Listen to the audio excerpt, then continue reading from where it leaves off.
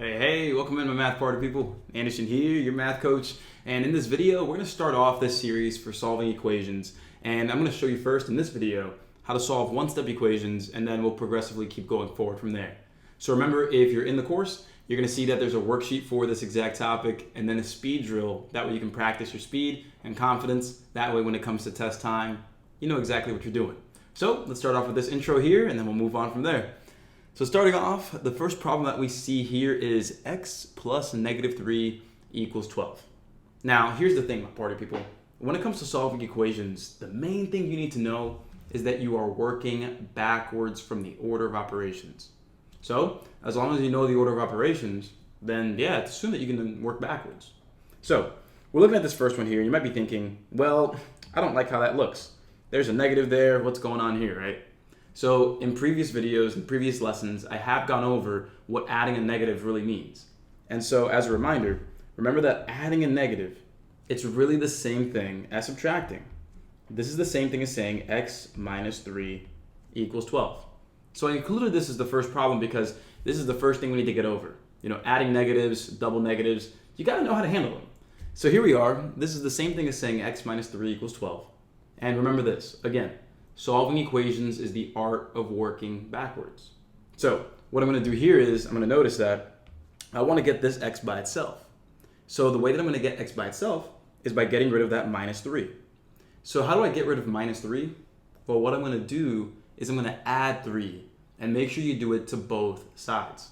Remember that in an equation, it's a statement of balance. You're basically saying this is the same as that. So if I'm going to do something to one side, I got to do it to the other. And so that's exactly what I'll do here. I'm going to get rid of it by adding 3 to both sides. And if I do that, then I can see here that this cancels out, leaving me with x equals 12 plus 3, which is 15, right there. And so that's why the answer for this first problem is going to be B, 15. So again, I'm going to show you how to do a couple of these problems, maybe 5 to 10 of them. And then I'm also going to show you another type of problem where, hey, we might have to do some things differently. So here's number 2. We have negative 3 minus a equals negative 18. Let's zoom on in a little more there so we can tackle this nice and easy. So remember, solving equations is the art of working backwards. You might be looking at this and you might be saying, hey, this is a little confusing. You know, what am I supposed to do? How do I get rid of that minus 3 right there? Well, here's how. Let me go ahead and just kind of walk you through this. So let's rewrite it over here. Negative 3 minus a equals negative 18. So, what you want to understand is this. If you just have a regular old number just sitting there, so here in this case it's a negative 3, well, the way you're going to get rid of it is you need to understand that if there's just a minus 3 or a negative 3 there, you're basically saying, hey, there's a negative 3. If I want to get rid of a negative 3, so if I want to cancel it out, I need to add a 3. Because if you already have a negative 3 right up there, and you add a 3, that's going to cancel out. So you want to be able to observe this and see what's going on. And then, well, before I even get into it, let's first do that. Let's add 3 to both sides here. So don't worry that we're dealing with negatives. Again, they're just numbers. So allow me to walk you through this. So here, we have negative 3 plus 3. That's going to cancel out. And so we're left with negative a equals, and then you have negative 18 plus 3. So if you recall from previous videos, and if you haven't watched it, please go ahead and make sure you watch those little mini lessons and practice how to handle negatives. So here, negative 18 plus 3, that's the same thing as, again, taking the difference between 18 and 3 and keeping the sign of the larger number. So 18 is the bigger number, so the answer is going to be negative. 18 minus 3 is 15. And so there we have it. So we will have negative 15 right there. Now, here's the last step that we have to take care of here. Notice how there's still a negative on that a. So minus a right here, there's still that negative there. Don't forget it. So many people forget that, and then they might think the answer is going to be negative 15, but it's not. Here's what you want to do. You want to make sure that here, if you have a negative a equals negative 15, to get rid of the negative on the a, you can think about it in one of two ways. You can say, hey, that's a negative 1. That's a negative 1 in front of the a, right? So I could divide by a negative 1 if I wanted to. That's one way to think about it, and that would be absolutely correct. You can divide both sides by a negative 1, and we know that by doing that, we cancel out the negative, leaving us with a equals, and then over here, a negative 15 divided by a negative 1 would be a positive 15. And so that's why B would be the answer. But allow me to go ahead and just really reiterate this point here. When it comes to getting rid of a negative on a coefficient here or on a variable, really all you want to do is just change the sign of everything. So just to write it one more time here, if we have negative a equals negative 15, well, if you change the sign of both sides, you'll get positive a equals positive 15. Again, as long as you do the same thing to both sides of the equation, you're good. You're absolutely good. So let's go ahead and keep practicing here. Again, this is part 1 here, simple one-step equations, and we will keep moving forward into more steps in the future. So, hey, before we get to crushing this problem, just wanted to remind you about my ASVAB All-Access Program. So if you have test anxiety, if you blank out on word problems, if you're frustrated and can't keep a solid study schedule, then this program is there to support you. Long story short, you're going to be able to text me whenever you need help. You get all of the classes and the recording so you can work around your schedule whenever you need to. On top of that, you're going to get access to over 2,000 practice problems that let you learn from every mistake by watching video solutions to those math questions. Not like a textbook where you have to figure it out on your own. On top of that, there are way more features like practice tests, study guides, flashcard sets, all that good stuff. So go ahead, either text me or check out the link either somewhere here in this video or in the description. That way you can keep raising your score and get the job you want, because that's what you're here for at the end of the day. Again, I'm Coach Anderson. Check out the All-Access Program and sign up, and then keep going watching this video so you can keep crushing it. I'll see you there. We have P over 19 equals negative 13. So again, this is a problem that a lot of people look at and they say, whoa, what's going on here? Here's how you want to handle it. If I notice that, hey, remember, solving equations is the art of working backwards, I'm looking at that variable, that P, and I got to ask myself, what's currently happening to the P? And I noticed that the P is being divided by 19. So how am I supposed to get rid of a division of 19? Well, the way you get rid of a division of 19 is by multiplying 19. Again, work backwards. Do the opposite operation. And so here, what I'm going to notice, so let me write the problem out again. What I notice is that I need to go ahead and get rid of that 19. And since it's currently being divided, I will multiply it on both sides to get rid of it here on the left. Because again, if I multiply by 19 and divide by 19, it cancels out. You're right back where you started. Solving equations is the art of working backwards. And so with that said, what we're going to have here is P equals whatever negative 13 times 19 is.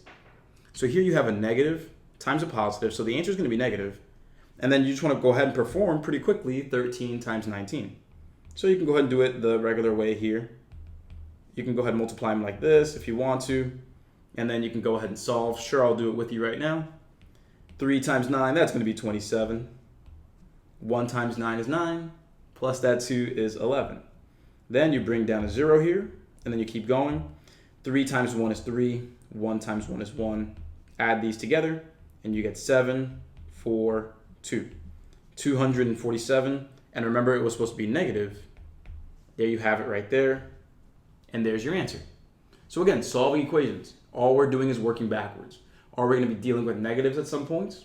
Yes. Are we going to be dealing with decimals at some points? Yeah, maybe. Yeah, it's okay. Are we going to be dealing with fractions? Yeah, it's all good. We just have to make sure we get used to working with these types of numbers. So same thing over here. We have m over 16 equals 19. So to take care of this, my party people, what we need to understand again is simply that we're working backwards. What is currently happening, and what do I need to do to work backwards? So here, I see that we are dividing by 16. And so the way I'm going to get rid of that division of 16 is by multiplying by 16. Again, you're always looking at the variable, and you're saying, hey, what's going on around it? What can I do to get rid of it? To get rid of what's happening to it. And so here, when we multiply both sides by 16, cancels out right there. And then we end up having 19 times 16. And if I do some mental math here, that's going to be 304. Yeah, 304. So when I do the math here, let's go ahead and take care of business here, just to prove it to you. 19 times 16, 9 times 6 is 54. 1 times 6 is 6, bring that 5, that's 11. 9 times 1 is 9. 1 times 1 is 1. Bring that over. We have 4, 10, and 3. And so, yep, there it is right there. The answer would be 304. And so there it is, my party people. Now, what I'm going to do is I'm going to go ahead and walk you through a couple more of these, and we're going to keep having fun. So up next here, number 5, x plus 17 equals 32. So if I'm taking care of this problem here, my party people, we want to just, again, keep employing the idea that we are just going to work backwards. Do the same thing to both sides, and you'll be fine. So how do I get rid of an addition of 16? Because again, I'm noticing that I have my x, and then it's being added by 17. So how do I get rid of that plus 17? You subtract 17. You do the opposite operation to both sides. And by doing that, we see that that's going to cancel on the left, leaving me with x equals 32 minus 17. A little bit of mental math, or if you want to write it out, we will get 15. And that's C. Nice and easy. We can keep going from there, my party people. Let's look at number 6. This one looks a little funky, but I know we can definitely handle it. So here we have b over 6 equals negative 1 over 3. Let me write this over here. Okay, so remember, just focus on the variable. We have one variable right there. It is b, and I want to get rid of it. I want to get rid of that b. So the way I'm going to do that is by observing here. It's being divided by 6. How do I get rid of that division of 6? Well, dividing by 6, the opposite step would be multiplying by 6. And so that's exactly what I'll do to both sides. And once I do that, that's gone over here. And we get b equals what? So remember, if you're looking at this and you're saying, well, I don't know what I'm supposed to do now. I'm multiplying a fraction by a number. What do I do? Just as a reminder, and again, if you haven't done this already, go back in the course. If you're in the course, make sure to go in there and practice multiplying by fractions. But long story short, as a refresher, when you're multiplying by a regular number and a fraction, all you're going to do is multiply that number in the numerator. Why is that? Remember that any number is the same thing as saying that number divided by 1. It's the same thing as saying that. And remember that with multiplying fractions, you just multiply the numerators, multiply the denominators, and you're done. So here we're going to have 1 times 6, which will be 6, 3 times 1, which is 3. Don't forget that negative right there. Oh, and look at that. 6 divided by 3 is 2. So what I'll do is I'll make sure that I write b equals negative 2, and that is answer choice B. And so my party people, look, at the end of the day, what we need to make sure that we're looking forward to doing is, again, understanding this process and understanding that we are working backwards. So a couple more problems here, and then I will call it and allow you to practice in the course. So here's another one here. 5 minus x equals 10. A lot of people look at this when they're first starting off and they're saying, hey, it's a little tough. What am I supposed to do? Am I supposed to, subtract 5, add 5 on both sides? What do I do with that negative? What's going on? It's all good. I got your back. Hey, learn more about how you can get all of my classes, all of my practice problems with video solutions, and all of my study guides, practice tests, flashcard sets. Oh, and by the way, the ability to text me whenever you need help. Go ahead and learn about my ASVAB All-Access Program. Click the link in the description here, or shoot me a text at 567-698-8867 to learn more about it. Again, I'm Coach Anderson. Let's learn more, and let's ace the ASVAB. So what we're going to do here is write it out. And check this out. Again, just observe. I see that we have 5 minus x equals 10. I want to get this x by itself. And so I also notice that there's just a 5 sitting there. There's just a 5. It's not a negative 5. That is not a negative 5. That is 5 minus x. That is not a negative 5. That's a positive 5. So if I have a positive 5 just sitting there, how do I get rid of a positive 5? Well, subtract the 5. If I have 5, I take 5 away to get rid of it. So I will go ahead and again take 5 away. And remember to do that to both sides. And what we have here is a cancellation. Bring down the negative x, because again, that negative is still there. And then 10 minus 5 is 5. Now, just like earlier, remember how I told you, hey, if I have a negative variable equals whatever, and I want to get the positive version of that variable, well, you can just change the signs of both sides. It's the same thing as multiplying or dividing by a negative 1. It's the same thing. And so what I'll do here is, again, I can just change the signs of both sides and make it x equals -5. But if you need to see it, that's all good, because what we're going to do here, again, to do this, is you can just say, hey, I'm going to divide by -1. If I divide both sides by -1, that sign cancels out into a positive, and we get x equals 5 divided by -1, which is -5. Just like that. And so my party people, I hope you're having fun so far. Let me go ahead and zoom on down over to this next set over here and give you a little more to look forward to over here. So with something like this, if we have a double negative, it's possible that you'll have stuff like this. Very possible. And so what you want to do here is, again, notice that we have our variable, and I want to get rid of everything else around it. So the first thing I want to look at is this. We have a minus negative. A double negative is a positive. Subtracting a negative is the same as adding. And so we can rewrite this as 25 equals n plus 12. That's how we can rewrite it. And so if you observe again, I want to get the n by itself. What's happening around it? I see that we have plus 12. How to get rid of a plus 12? Well, subtract 12. And make sure to do it to both sides. That cancels out, and we have 25 minus 12 equals 13 equals n. And there's it. There it is. And so again, my party people, that's the idea with one-step equations. Now there are two-step equations. There are equations where you have variables on both sides. There's equations where you're going to have maybe parentheses and distribution involved. You even have systems of equations, which we'll get into later on. But to start things off, my party people, there we have it. Let's go ahead and observe what we're doing. Be very careful about how we start off, but more importantly, talk about what you're doing. Talk about every step that you complete. That way, as you get into the more and more complicated subtopics here, like two-step equations and multi-step, we'll be doing pretty well. So, with that said, let's go ahead and keep the math party going, my party people. I will see you in the next video, but for right now, go ahead and continue moving forward into the next little activity where it's going to be a worksheet and speed drills for solving equations one step. That way you can build that confidence and move forward from there. I'll see you in the next video.